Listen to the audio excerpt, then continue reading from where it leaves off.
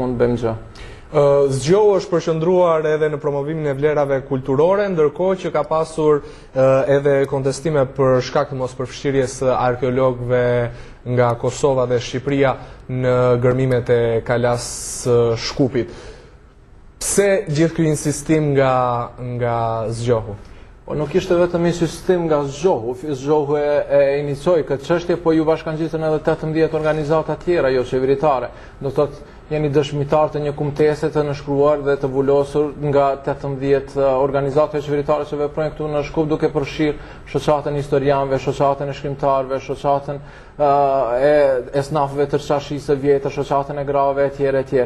Mos më hidhërohen tjerë që nuk i përmenda për momentin, por sidoqoftë insistimi jon ka të bën me përvojën e hidhur që e kemi në të kaluara. Do thotë me falsifikimin e artefakteve që janë gjetur këtu, jemi të gjithë në njohuri se Kalaja i takon një periudhe i lire, do thotë nuk jam historian, po sa do kudo mësova gjatë gjithsaj fushate, do thotë, dhe mosbesimi jon lidhet me figurën e Zotit Pasko Kuzmani, i cili është i njohur për shtrembërimin e artefakteve i lire, siç është maska e artit i lire e gjetur në një lokalitet tipik i lirë, siç tha edhe Zoti Neritan Ceka nga Shqipëria.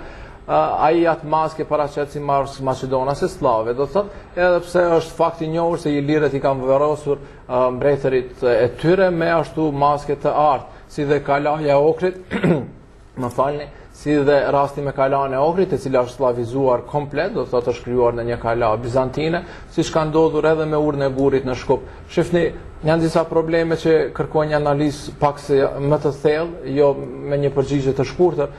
Po ura e Gurit ishte e izoluar, do thot, për 8 vite me radhë. Ajo e mbyti edhe jetën kulturore në çarshinë e vjetër. Momentalisht i është ndryshuar krejtësisht pamja e urës së Gurit. Do thot edhe ajo tylbja që gjendet në urën e Gurit u shkatrua ende edhe pas 3 viteve besoj u bën, ende nuk është restauruar.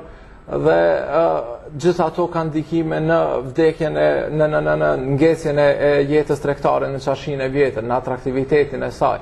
Gjithashtu edhe me këto gërmime në Kala, me mospërfshirjen e arkeologëve të mirëfillt shqiptar, besojmë që ka tendenca për shtrembërimin e artefakteve. Janë të angazhuar 7 studenta, në fakt më falni historian të artit, dhe besoj që ato do të jenë shumë të vetëdijshëm dhe do të na ndihmojnë në këtë fushatë e zbardhjen e artefakteve që do të gjenden aty, artefakteve i lire. Ju përmendët edhe ringjalljen, rivitalizimin e çarshisë së vjetër të Shkupit. Çfarë po bëhet në këtë drejtim? Po në këtë drejtim, me 4 dhe 5 maj ka një fushatë e cila quhet Tingujt e çarshisë së vjetër, është ndërmirët nga qyteti Shkupi dhe komuna e Çajirit, në të cilën do të jemi edhe ne pjesë. Ne një vetorin e mbajmë pikërisht në çarshinë e vjetër, në Kapanan, aty do ta festojmë sepse dëshirojmë të promovojmë këto vlera. Do të thotë çdo aktivitet joni ndërlidhet në një farë mënyrë ose tjetër me çarshinë e vjetër. Ne forumin e partive e liderëve të partive politike organizojmë në çarshinë e vjetër. Koncertin tonë organizojmë në çarshinë e vjetër.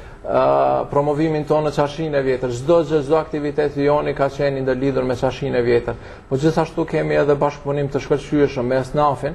Kjo është organizatë e cila përfaqëson tregtarët e çarshisë së vjetër dhe bashkarisht jemi në përpilim të një projekti me të cilin do të vendosim zërim në gjithë çarshinë e vjetër, prej ku do ndëgjohet një muzikë shtetare instrumentale dhe do shfrytëzohet për lajmërime të ndryshme në lidhje me aktivitetet e çarshisë, po gjithashtu kemi në plan, do të thotë e kemi përpiluar me projektin dhe kërkojmë mjete financiare për vendosjen e një qendre kulturore evropiane, për të promovuar vlerat evropiane si dhe për të kombinuar atë evropianën modernën, perëndimorën me orientalen e cila dominon në çarshinë e vjetër dhe besojmë që do të ketë sukses.